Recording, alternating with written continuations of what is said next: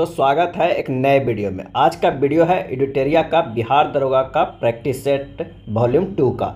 आज practice set number है 5। तो आइए शुरू करते हैं पहले प्रश्न से। पहला प्रश्न है कि किस राज्य सरकार ने अनाथ बच्चों के लिए भारत का पहला मदर मिल्क बैंक स्थापित करने की घोषणा की है।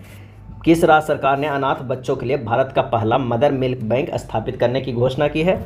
और इसका आंसर हो जाएगा ए, उत्तराखंड। उत्तराखंड के स्वास्थ्य विभाग ने अनाथ बच्चों के लिए देश का पहला मदर मिल्क बैंक स्थापित करने की घोषणा की है। इस मिल्क बैंक के माध्यम से उन नवजात शिशुओं को दूध उपलब्ध कराया जाएगा जिनकी माता की मृत्यु प्रसव के दौरान हुई है। अगला प्रश्न है कि केंद्रीय बजट 2023-24 के अनुसार कुल राजकोषीय घाटा का अनुमान लगाया गया है। कितना राजकोषीय घाटा का अनुमान लगाया गया है? और इसका आंसर हो जाएगा सी, 17,86,816 करोड़ रुपये के राजकोषीय घाटा का अनुमान लगाया गया है, जो जीडीपी का कितना है? 5.9% है। अगला प्रश्न है कि केंद्रीय बजट 2022-23 के अनुसार किस क्षेत्र के लिए डिजिटल पब्लिक इंफ्रास्ट्रक्चर का निर्माण किया जाएगा? और इसका आंसर हो जाएगा ए, कृषि। केंद्रीय बजट 23-24 के अनुसार कृषि क्षेत्र के लिए डिजिटल पब्लिक इंफ्रास्ट्रक्चर का निर्माण किया जाएगा।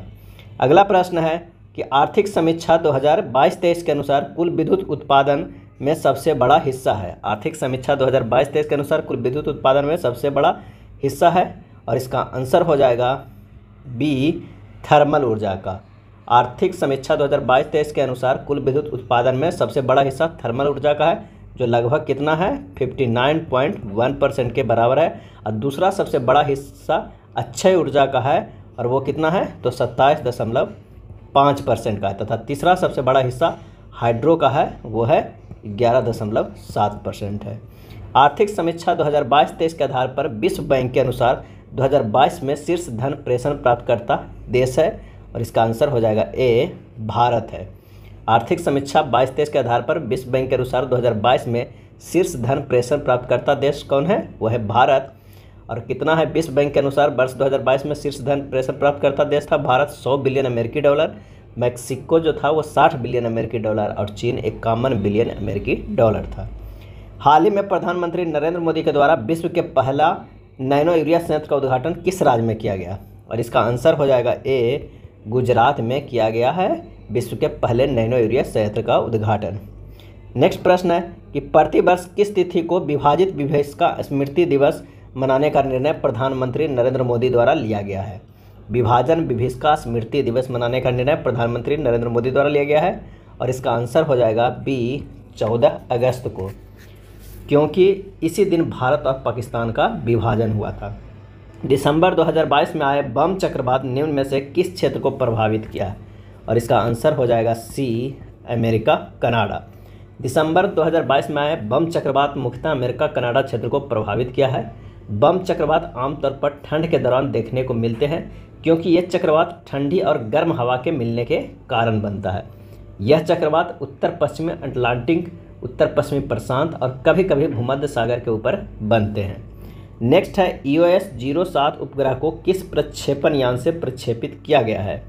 और इसका आंसर हो जाएगा ए, SSLV-D2 से। EOS-07 उपग्रह को SSLV-D2 प्रक्षेपण यान से प्रक्षेपित किया गया है। यह 156.3 किलोग्राम का उपग्रह है, जिसे इसरो द्वारा डिजाइन और विकसित किया गया है। इसके साथ दो अन्य उपग्रह जानुस 1 अमेरिका के एवं चेन्नई स्थित स्पेस किड्स इंडिया के आज़ादी सेट 2 को सतीश धवन अंतरिक्ष केंद्र श्रीहरिकोटा आंध्र प्रदेश से प्रक्षेपित किया गया है। अगला प्रश्न है कि तुर्की एवं सीरिया में आए भूकंप से प्रभावित लोगों की मदद के लिए भारत सरकार द्वारा कौन सा ऑपरेशन चलाया गया? और इसका सही आंसर हो जाएगा डी, ऑपरेशन दोस्त चलाया गया तुर्की एवं सीरिया में आए भूकंप से प्रभावित लोगों को मदद के लिए। ऑपरेशन देवी शक्ति कहाँ चला था? तो ये अफगानिस्तान में फंसे भारतीय नागरिकों को निकालने के लिए। ऑपरेशन सद्भावना जम्मू एंड कश्मीर में ग्रामीण क्षेत्रों और LOC के आसपास के क्षेत्रों में लोगों को मदद के लिए। और ऑपरेशन उपलब्ध चलाया गया था रेलवे टिकट कालाबाजारी करने वाले दलालों की गतिविधियों पर अंकुश लगाने के लिए। नेक्स्ट है 17वीं भारत वन स्थिति रिपोर्ट के अनुसार देश में कुल मैंग्रोव वन कितना वर्ग किलोमीटर है? और इसका आंसर हो जाएगा बी, 4992 किलोमीटर पर स्क्वायर है, जो देश के भौगोलिक क्षेत्रफल का 0.1% है। नेक्स्ट है खिजड़िया वन्यजीव अभ्यारण्य किस राज्य में स्थित है? खिजड़िया वन्यजीव अभ्यारण्य किस राज्य में स्थित है? और इसका आंसर हो जाएगा ए, गुजरात में है। खिजड़िया वन्यजीव अभ्यारण्य गुजरात राज्य में स्थित है, इसे फरवरी 2022 में रामसर स्थल के रूप में शामिल किया गया है। अगले प्रश्न पे चलते हैं कि भारत में अभी तक कुल कितने समुद्र तटों को ब्लू फ्लैग प्रमाणन से सम्मानित किया जा चुका है? भारत में अभी तक कुल कितने समुद्र तटों को ब्लू फ्लैग प्रमाणन से सम्मानित किया जा चुका है? और इसका आंसर हो जाएगा सी, 12। भारत में अभी तक कुल 12 समुद्री तटों को ब्लू फ्लैग के प्रमाण से सम्मानित किया जा चुका है। ब्लू फ्लैग प्रमाणन अंतर्राष्ट्रीय इको स्तरीय टैग है जो समुद्र तटों को स्वस्थ, सुरक्षित और सतत विकास में बढ़ावा देने का प्रयास करता है। यह प्रमाण पत्र डेनमार्क के फाउंडेशन फॉर इन्वायरमेंट एजुकेशन द्वारा प्रदान किया जाता है। अगला है साइक्लोन बन सैन्य अभ्यास का आयोजन भारत और किस देश के बीच हुआ? साइक्लोन बन का, और इसका आंसर हो जाएगा डी, मिस्र के साथ हुआ है साइक्लोन बन का आयोजन। यह आयोजन राजस्थान के जैसलमेर में किया गया है। यह सैन्य अभ्यास दोनों देशों के सेनाओं के बीच अब तक का पहला संयुक्त सैन्य अभ्यास है। अगर हम बोल्ड कुरुक्षेत्र की बात करें तो भारत और सिंगापुर के साथ होता है बोल्ड। धर्म गार्जियन की हम बात करते हैं तो जापान और इंडिया के साथ होता है धर्म गार्जियन। और गरुड़ शक्ति की बात करें तो भारत और इंडोनेशिया के साथ होता है गरुड़ शक्ति एक्सरसाइज। जलवायु परिवर्तन प्रदर्शन सूचकांक 2023 में भारत का स्थान है, और इसका आंसर हो जाएगा बी, 8 है। भारत जलवायु परिवर्तन प्रदर्शन सूचकांक 2023 में 8वें स्थान पर रहा। यह सूचकांक जर्मन बाच न्यू क्लाइमेट इंस्टीट्यूट और क्लाइमेट एक्शन नेटवर्क द्वारा वर्ष 2005 से वार्षिक आधार पर प्रकाशित किया जाता है। अगला प्रश्न है कि राष्ट्रीय विज्ञान दिवस 2023 का थीम है। राष्ट्रीय विज्ञान दिवस 2023 का थीम है, और इसका आंसर हो जाएगा A, global science for global wellbeing. Global science for global wellbeing, और ये मनाया जाता है राष्ट्रीय विज्ञान दिवस 28 फरवरी 2023 को। अगला है हिंदी भाषा के लिए साहित्य अकादमी पुरस्कार 2022 से किसे सम्मानित किया गया? हिंदी भाषा के लिए साहित्य अकादमी पुरस्कार 2022 से किसे सम्मानित किया गया? और आंसर हो जाएगा डी, बद्री नारायण को। हिंदी भाषा के लिए साहित्य अकादमी पुरस्कार 2022 बद्री नारायण की कविता संग्रह तुमड़ी के शब्द के लिए दिया गया। किसके लिए? तो तुमड़ी के शब्द के लिए दिया गया है। मैथिली भाषा में अजीत आज़ाद को, अंग्रेजी भाषा में अनुराधा राय को, और उर्दू भाषा में अनीस अशफाक को दिया गया है। भौतिक के क्षेत्र में नोबेल पुरस्कार 2023 से किसे सम्मानित किया गया? भौतिक के क्षेत्र में, और इसका आंसर हो जाएगा डी, इनमें से सभी। पीरे अगोस्तिनी, फेरेंस क्लॉ और एन लियर को दिया गया है। भौतिकी के क्षेत्र में नोबेल पुरस्कार 2023 संयुक्त रूप से 3 लोगों को दिया गया है। इलेक्ट्रॉन के अध्ययन के लिए यह सम्मान दिया गया है। अवार्ड उन प्रायोगिक तरीकों के लिए दिया गया है जिसमें पदार्थों में इलेक्ट्रॉन की गतिशीलता के अध्ययन के लिए प्रकाश के एटोसेकेंड पल्स उत्पन्न किए गए हैं। अगला है 12वें विश्व हिंदी सम्मेलन का आयोजन कहाँ किया गया? 12वें विश्व हिंदी सम्मेलन का आयोजन कहाँ किया गया? और इसका आंसर हो जाएगा डी, फिजी में किया गया। थीम था हिंदी पारंपरिक ज्ञान से आर्टिफिशियल इंटेलिजेंस। नेक्स्ट है 12वें फीफा विश्व कप 2022 के विजेता देश कौन थे? 22वें फीफा विश्व कप 2022 के विजेता देश कौन थे? तो इसका आंसर हो जाएगा बी, अर्जेंटीना। 22वां फीफा विश्व कप 2022 के विजेता अर्जेंटीना था, तथा उप विजेता कौन था? तो फ्रांस था। उप विजेता फ्रांस था। इसका आयोजन कतर में किया गया। शुभंकर लाइव था। गोल्डन बूट की बात करें तो किलियन एम्बापे है। गोल्डन बॉल की बात करें तो लियोन मेसी, और गोल्डन ग्लव्स की बात करें तो एमिलियानो मार्टिनेज को मिला था। प्रसिद्ध फुटबॉल खिलाड़ी पेले का निधन हो गया, वे किस देश के खिलाड़ी थे? प्रसिद्ध फुटबॉल खिलाड़ी पेले का निधन हो गया, वे किस देश के खिलाड़ी थे? और इसका आंसर हो जाएगा ए, ब्राज़ील देश के वे खिलाड़ी थे। ब्राज़ील के दिग्गज फुटबॉलर खिलाड़ी पेले का निधन कब हुआ? तो दिसंबर 2022 को 82 वर्ष की आयु में। वे 1958, 1962 और 1970 में ब्राज़ील को फुटबॉल वर्ल्ड कप में जीत दिलाई थी। हाल ही में किस देश ने वर्ष 2027 तक देश में ब्याज मुक्त बैंकिंग प्रणाली को लागू करने की घोषणा की? आंसर हो जाएगा बी, पाकिस्तान। केंद्रीय मत्स्य पालन, पशुपालन एवं डेयरी मंत्रालय के अनुसार भारत मछली उत्पादन में विश्व में किस स्थान पर है? और इसका आंसर हो जाएगा सी, तीसरा स्थान है। मछली उत्पादन में पहले स्थान पे है। भारत विश्व में जलीय कृषि के माध्यम से मछली का उत्पादन करने वाला दूसरा प्रमुख देश है। और केंद्रीय मत्स्य पालन पशुपालन मंत्रालय के अनुसार भारत मछली उत्पादन में विश्व में तीसरे स्थान पे है, अंतर्देशीय मछली उत्पादन में पहले स्थान पे, ये ध्यान रखिएगा। नेक्स्ट है the Chipko movement a people's history पुस्तक के लेखक कौन है। The Chipko movement a people's history पुस्तक के लेखक कौन है, और इसका सही आंसर हो जाएगा बी, शेखर पाठक है। ऑस्ट्रेलियन ओपन 2023 के पुरुष एकल विजेता कौन है। ऑस्ट्रेलियन ओपन 2023 के पुरुष एकल विजेता कौन है, और इसका आंसर हो जाएगा ए, नोवाक जोकोविच। पुरुष एकल विजेता नोवाक जोकोविच और उप विजेता स्टेफानोस सित्सिपास है। अगला प्रश्न है कि चार्टर एक्ट 1813 के संबंध में निम्नलिखित कथनों पर विचार करें। चार्टर एक्ट 1813, तो इसका जो आंसर हो जाएगा वो कौन हो जाएगा, तो इसने भारत में ईस्ट इंडिया कंपनी के व्यापार एकाधिपत्य को चाय का व्यापार तथा चीन के साथ व्यापार को छोड़कर समाप्त कर दिया। यह बिल्कुल सही है।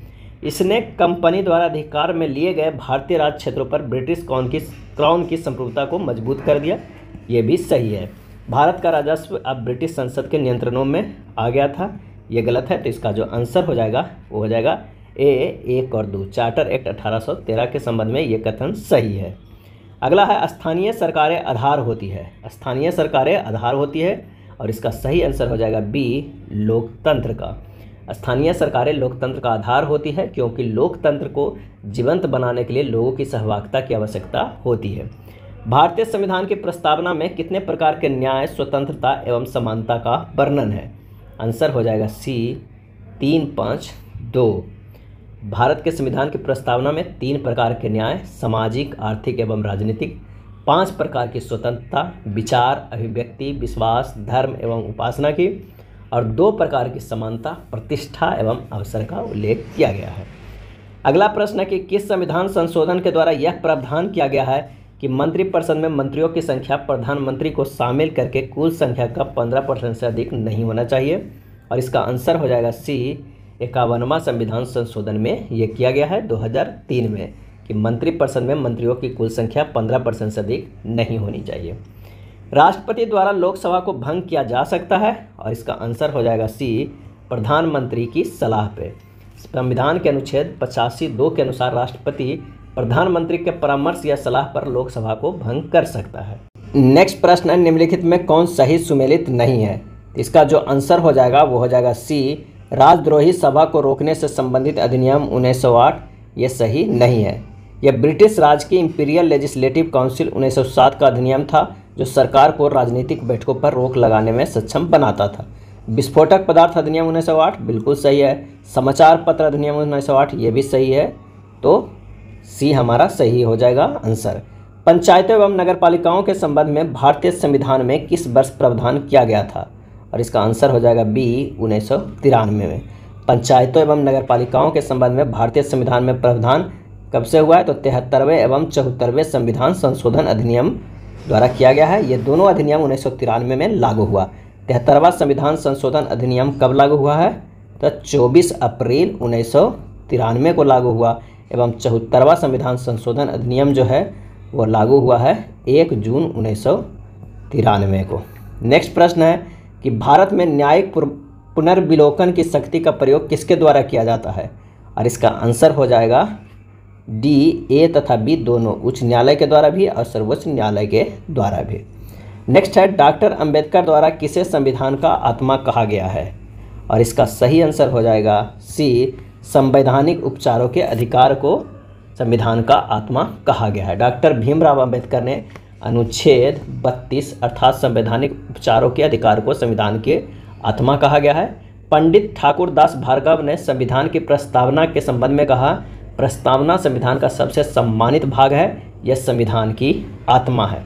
जबकि के.एम. मुंशी के अनुसार प्रस्तावना हमारी संप्रभु लोकतांत्रिक गणराज्य की राजनीतिक भविष्य फल है, और N.A. पालकीवाला ने प्रस्तावना को संविधान का परिचय पत्र कहा है। अगला प्रश्न है कि निम्न में से कौन संविधान का संघीय गुण नहीं है। निम्न में से कौन संविधान का संघीय गुण नहीं है, और इसका आंसर हो जाएगा बी, एकल नागरिकता। एकल नागरिकता भारत के संविधान का संघीय लक्षण नहीं है। भारतीय संविधान में एकात्मक और संघात्मक दोनों प्रकार की विशेषताएं मौजूद है। 6 प्रमुख बैंकों का राष्ट्रीयकरण किस पंचवर्षीय योजनाओं के दौरान किया गया था। आंसर हो जाएगा सी, छठी पंचवर्षीय योजना के दौरान किया गया था। और 6 प्रमुख बैंकों का राष्ट्रीयकरण कब हुआ था, तो 1980 में हुआ था।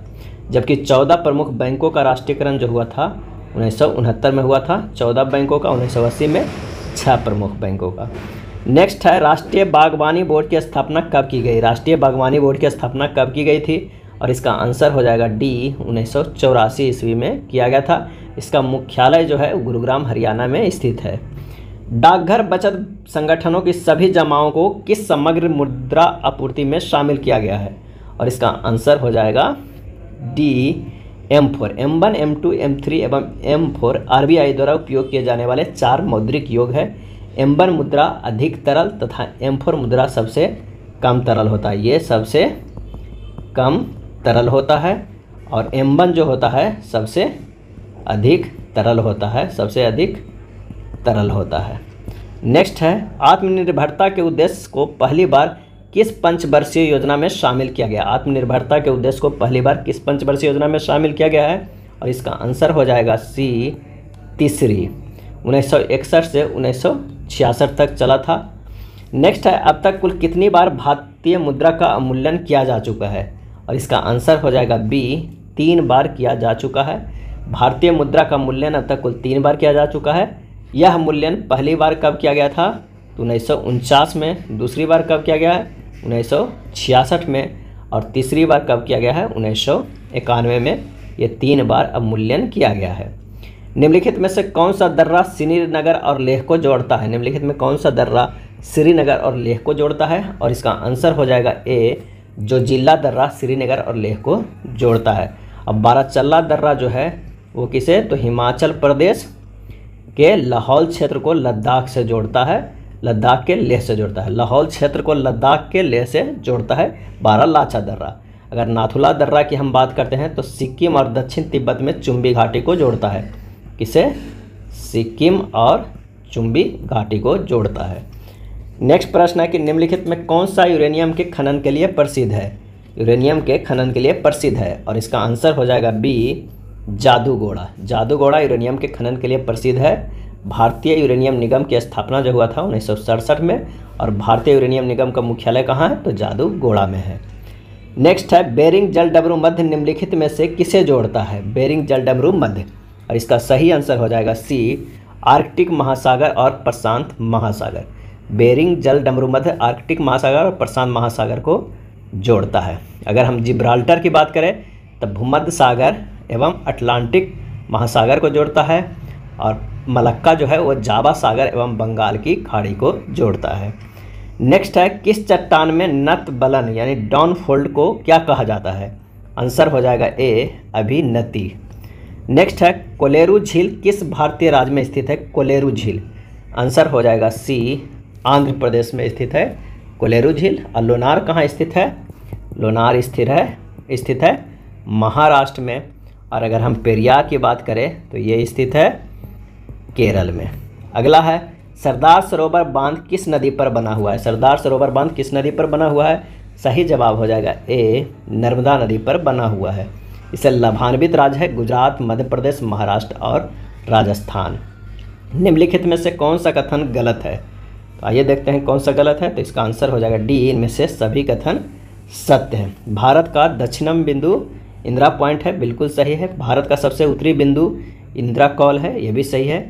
भारत का पूर्वी बिंदु किबू थी तथा पश्चिमी बिंदु गहीर माथा है, ये भी सही है। तो ये सारे पॉइंट सही है। नेक्स्ट है, आकाशगंगा की निकटतम स्पाइरल गैलेक्सी कौन सी है। आकाशगंगा की निकटतम स्पाइरल गैलेक्सी कौन सी है, और इसका आंसर हो जाएगा बी, एंड्रोमेडा गैलेक्सी। कौन सा है, तो एंड्रोमेडा यानी देवयानी गैलेक्सी है। क्वार्टजाइट निम्न में से किस प्रकार का एक सेल होता है। क्वार्टजाइट निम्न में से किस प्रकार का एक सेल होता है, और इसका आंसर हो जाएगा डी, रूपांतरित सेल होता है। वह क्षेत्र जहां किसान केवल सब्जियों में विशेषज्ञता रखते हैं, इस प्रकार की खेती को क्या कहा जाता है, और इसका सही आंसर हो जाएगा डी, ट्रैक फार्मिंग कहा जाता है। अगला है, मौर्य काल में संस्था एवं संचार का संबंध किससे था। मौर्य काल में संस्था एवं संचार का संबंध किससे था, और इसका आंसर हो जाएगा ए, गुप्तचर व्यवस्था से था। मिथिला के कर्नाट वंश की स्थापना किसने की थी। मिथिला के कर्नाट वंश की स्थापना किसने की थी, आंसर हो जाएगा सी, नान्यदेव ने किया था। और इसने 1097 से 1147 तक शासन किया। किससे? 1097 से 1147 तक। इस वंश का अंतिम शासक जो था वो कौन था? तो हरि सिंह देव था, ये था अंतिम शासक। अगले प्रश्न पे चलते हैं। निम्नलिखित घटनाओं को कालक्रम के अनुसार बढ़ते हुए सही क्रम को व्यवस्थित करते हैं और देखते हैं कि कौन सा सही है। तो सबसे पहले हो जाएगा वास्को डी गामा की दूसरी बार भारत यात्रा, उसके बाद हो जाएगा ईस्ट इंडिया कंपनी की स्थापना, उसके बाद हो जाएगा बेदरा का युद्ध, और उसके बाद हो जाएगा बांडीबास का निर्णायक युद्ध। तो जो सही आंसर हो जाएगा वो हो जाएगा सी। वास्को डी गामा की दूसरी यात्रा कब हुआ था? तो 1501 में हुआ था। और ईस्ट इंडिया कंपनी की स्थापना जो है वो 1600 ईस्वी में हुआ, और बेदरा का युद्ध हुआ है 1759 ईस्वी में, और बांडीबास का युद्ध हुआ है 1760 ईस्वी में, 1760 ईस्वी में। चलिए अगले प्रश्न पे चलते हैं। निम्नलिखित में से किस क्षेत्र में अस्थायी बंदोबस्त की प्रथा प्रचलित नहीं थी? और इसका सही आंसर हो जाएगा बी, पंजाब। किस वर्ष दादा भाई नौरोजी हाउस ऑफ कॉमन्स के सदस्य के रूप में निर्वाचित हुए? आंसर हो जाएगा सी, 1892 में। दादा भाई नौरोजी ने अपने लंदन प्रवास के दौरान लंदन इंडियन एसोसिएशन एवं ईस्ट इंडिया एसोसिएशन की स्थापना की थी। ये 1892 में उदारवादी दल की ओर से हाउस ऑफ कॉमन्स के सदस्य के रूप में निर्वाचित हुए थे। नेक्स्ट है, क्रिप्स मिशन के साथ कांग्रेस के आधिकारिक वार्ताकार थे? और इसका आंसर हो जाएगा डी, ए तथा बी दोनों, मौलाना आज़ाद एवं जवाहरलाल नेहरू। नेक्स्ट है, कन्नड़ साहित्य के त्रिरत्न में कौन शामिल नहीं है? कन्नड़ साहित्य के त्रिरत्न में कौन शामिल नहीं है? और इसका आंसर हो जाएगा डी, कंबन। त्रिरत्न है पंप, पोन एवं रन। 10वीं शताब्दी में कन्नड़ साहित्य के त्रिरत्न के रूप में विख्यात है। कंबन का संबंध तमिल साहित्य से है। कंबन क्या है? तो ये तमिल साहित्य है। नेक्स्ट प्रश्न पे चलते हैं कि निम्न में से किसने कांग्रेस के वार्षिक बैठक को 3 दिनों का तमाशा कहकर संबोधित किया था?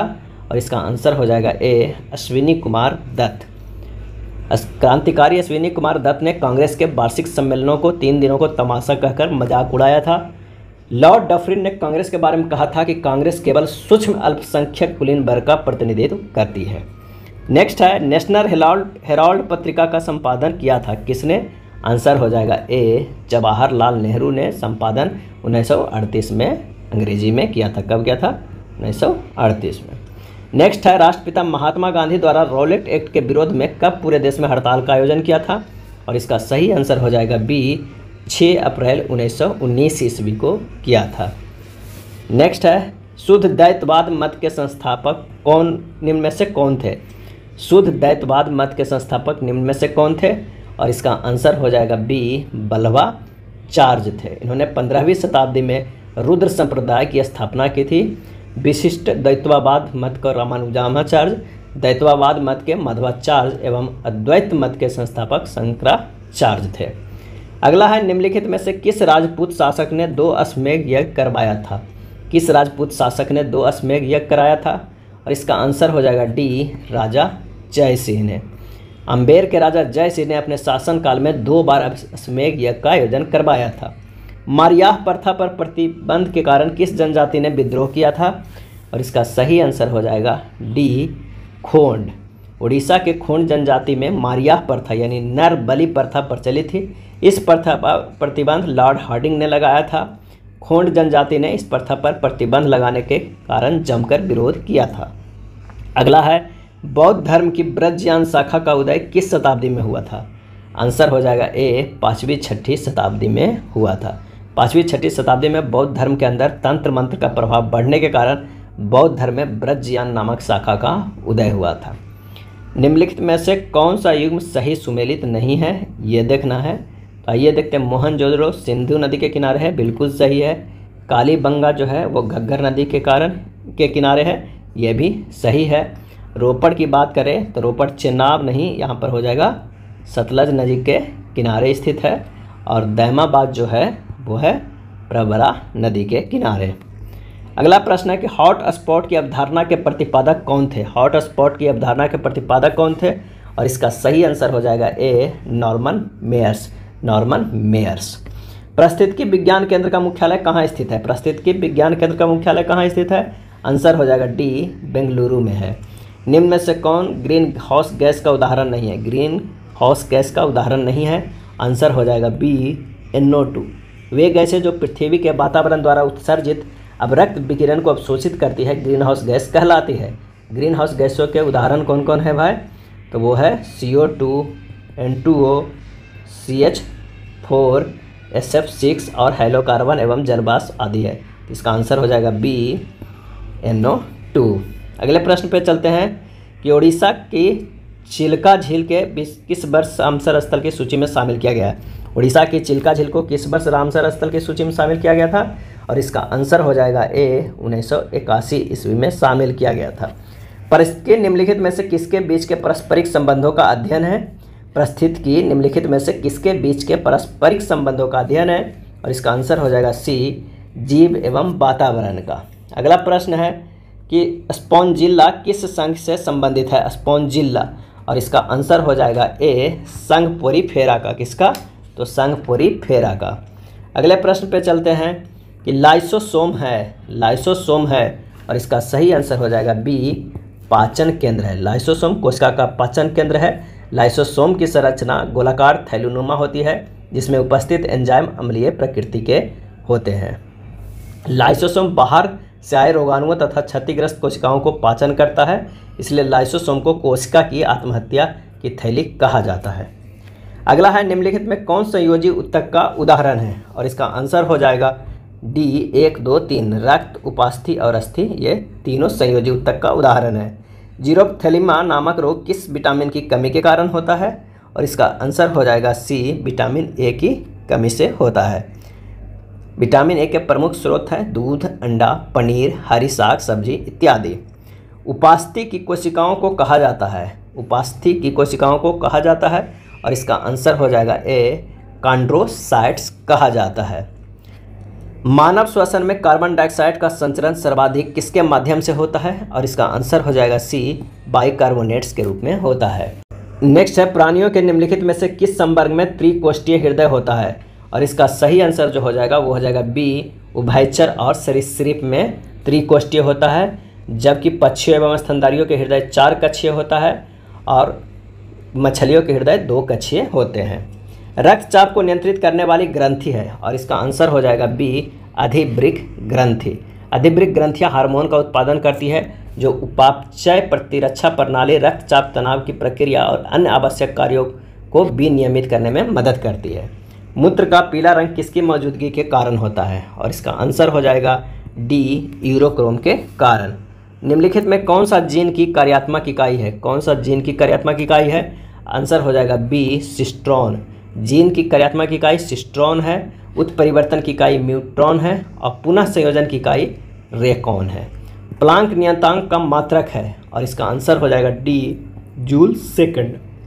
नेक्स्ट है एक अंतरिक्ष यात्री पृथ्वी तल की तुलना में चंद्र तल पर अधिक ऊंची छलांग लगा सकता है, क्योंकि? इसका आंसर हो जाएगा सी, चंद्र तल पर गुरुत्वाकर्षण बल पृथ्वी की तुलना में अत्यंत अल्प है। बर्फ के 2 टुकड़ों को आपस में दबाने पर टुकड़े आपस में चिपक जाते हैं, क्योंकि?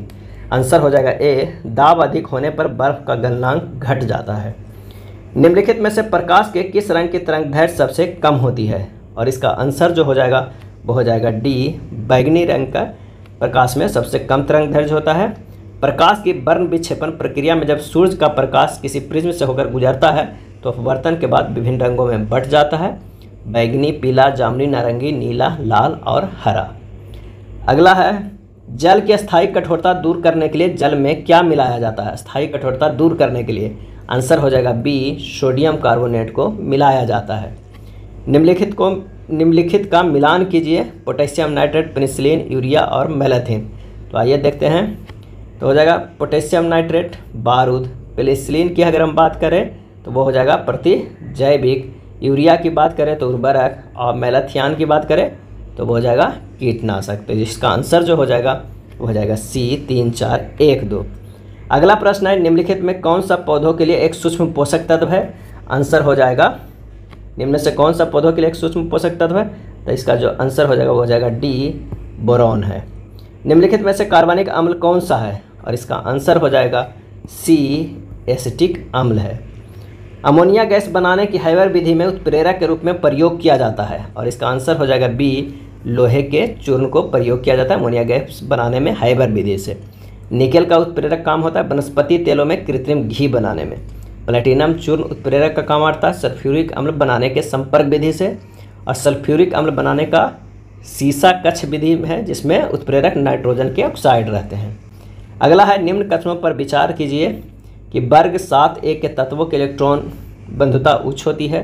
दूसरा है सबसे अधिक इलेक्ट्रॉन बंधुता फ्लोरीन की होती है। निष्क्रिय गैसों का गलनांक निम्न होता है, और इसका आंसर हो जाएगा कि वर्ग 7 के तत्वों के इलेक्ट्रॉन बंधुता उच्च होती है, बिल्कुल सही है। और सबसे अधिक इलेक्ट्रॉन बंधुता फ्लोरीन की होती है, ये भी सही है। तो इसका आंसर जो हो जाएगा वो हो जाएगा कौन सा, तो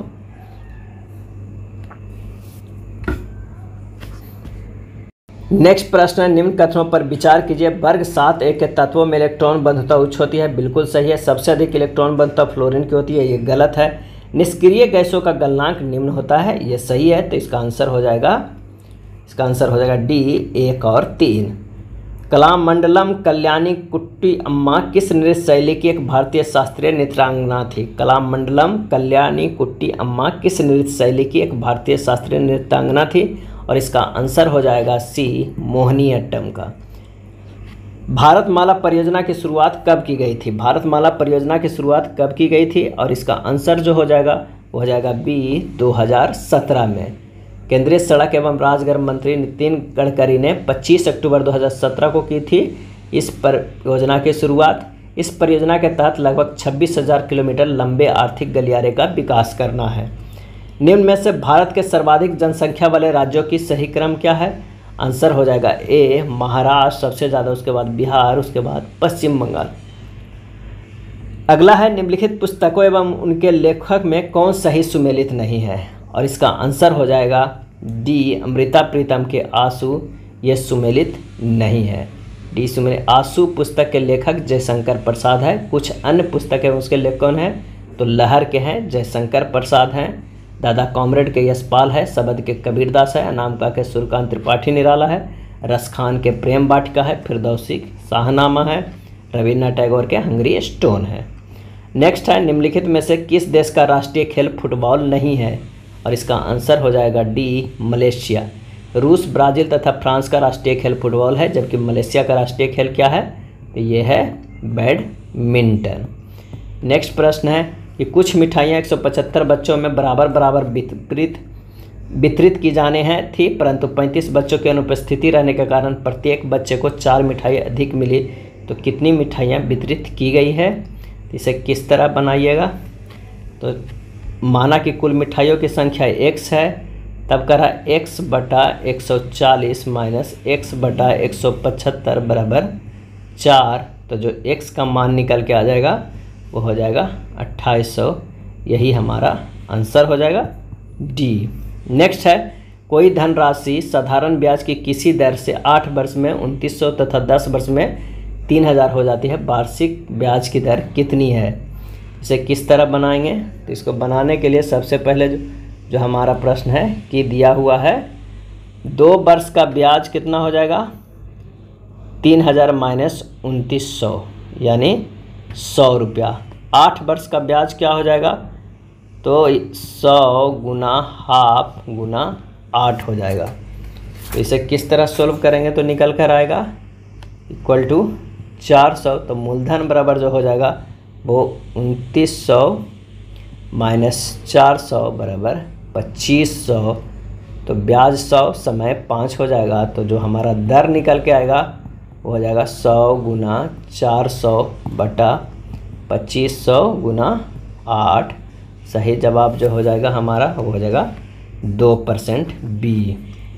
यदि एक्स स्क्वायर प्लस 1/x² बराबर 102 हो तो x माइनस 1/x का मान क्या होगा? तो जो इसका बनाने का तरीका है वो है कि x² प्लस 1/x² बराबर 100 प्लस 2, इसको लिख सकते हैं 100 प्लस 2। उसके बाद क्या कर देना है कि x² प्लस 1/x² माइनस 2 बराबर 100, ये 2 इधर चला गया। तो अगला जो हमें निकल कर आ जाएगा वो हो जाएगा x माइनस 1/x के होल स्क्वायर बराबर 100, तो x माइनस 1/x बराबर √100, तो x माइनस 1/x बराबर 100 आंसर हो जाएगा। इसका जो सही जवाब हो जाएगा, इसका सही जवाब हो जाएगा कौन सा, तो हो जाएगा बी 10 हो जाएगा। x माइनस 1/x बराबर 10 होगा, सॉरी 100 नहीं 10 होगा, क्योंकि रूट में 100 है तो निकल के 10 ही होगा। नेक्स्ट क्या हो जाएगा, जो हो जाएगा वो 10 हो जाएगा। अगला प्रश्न है कि निम्न संख्या श्रृंखला में गलत पद निकालिए। 3, 4, 10, 32, 136, 685 और 4116। तो 3 से 4 गया है, वो क्या किया गया है, गुना 1 + 1 किया हुआ है। 4 से जो हमारा 10 जाएगा वो क्या किया गया है, तो 4 गुना 2 + 2 किया है। अगर हम 10 की बात करते हैं तो कितना हो जाएगा, 10 की बात करते हैं तो गुना 3 + 3 हो जाएगा।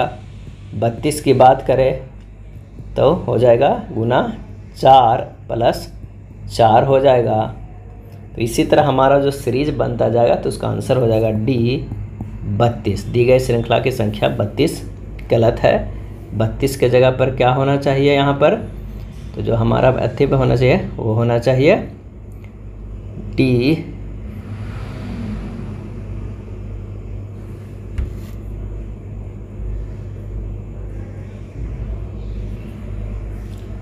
32 के जगह पर यहाँ क्या होना चाहिए, तो 10 गुना 3 + 3 या दतिया 30 + 3 यानी 33 होना चाहिए।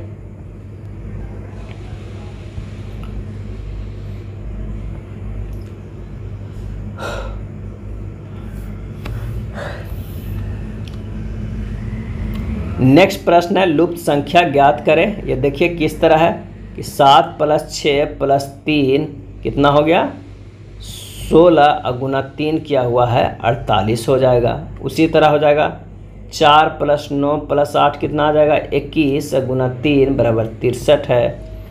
तो लास्ट वाला स्टेप में क्या हो जाएगा, 2 + 5 + 7, उसके बाद हो जाएगा कितना, तो ये हो जाएगा 7 × 5 = 12 और 2 = 14, तो 14 गुना 3 बराबर हो जाएगा 42। तो इसका जो सही आंसर हो जाएगा सी। ये था एडिटेरिया सामान्य अध्ययन के प्रैक्टिस सेट। अगर वीडियो अच्छा लगा हो तो प्लीज़ लाइक एंड शेयर कर दीजिएगा। धन्यवाद।